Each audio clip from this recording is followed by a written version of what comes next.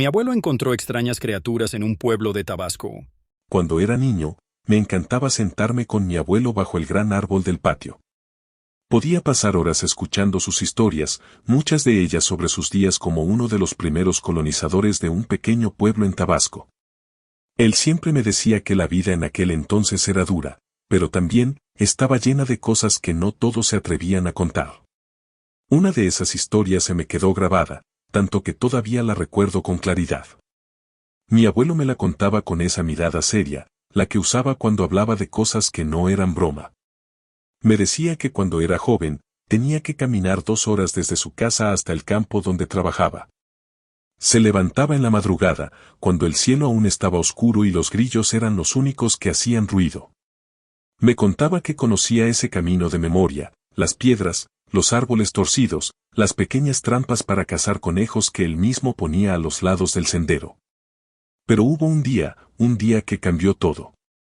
Mi abuelo me contó que aquella mañana salió como siempre, con su lámpara de aceite, escuchando solo el crujir de sus propios pasos sobre la tierra. Pero a medio camino, algo le llamó la atención. Frente a él, a unos metros, caminaban 2 figuras pequeñas. Parecían niños. Por un momento pensó que quizá eran hijos de algún vecino, pero enseguida algo no le cuadró. ¿Qué niños andarían solos a esas horas, tan lejos de las casas?, me preguntaba, como si todavía le costara entenderlo. Aceleró el paso, curioso y preocupado. Pero no importaba que tan rápido caminara, nunca los alcanzaba. Era como si esas cosas siempre mantuvieran la misma distancia frente a él, burlándose, como si quisieran que lo siguiera. Mi abuelo me dijo que empezó a sentir un escalofrío, pero algo dentro de él lo impulsaba a seguir. Hasta que de pronto, uno de esos pequeños seres pisó una de las trampas para conejos que mi abuelo había dejado la tarde anterior. El chasquido de la trampa se escuchó fuerte en el silencio del campo. Mi abuelo corrió para ver qué había atrapado.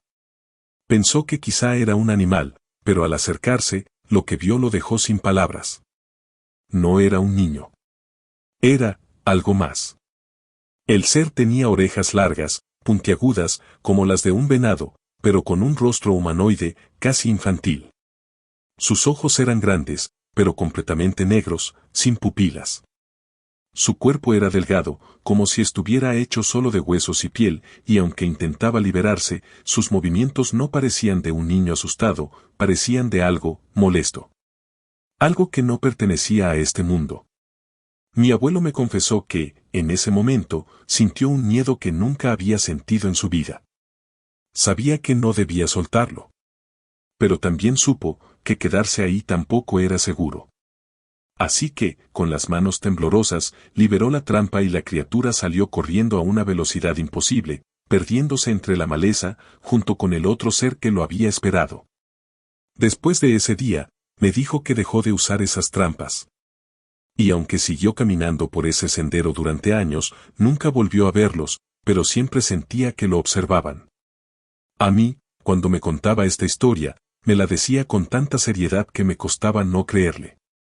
Y aunque de niño me parecía fascinante, hoy pienso, ¿qué fue lo que realmente vio mi abuelo aquella madrugada? ¿Eran duendes? ¿Eran seres de otro tiempo, de otro lugar? O quizá, simplemente el monte le mostró algo que no debía ver. Desde entonces, cada vez que escucho hablar de Tabasco y sus caminos antiguos, me acuerdo de mi abuelo y de esa historia. Y me pregunto si todavía, en esas madrugadas solitarias, alguien más ha visto a esos pequeños seres que caminan, siempre un paso delante de ti,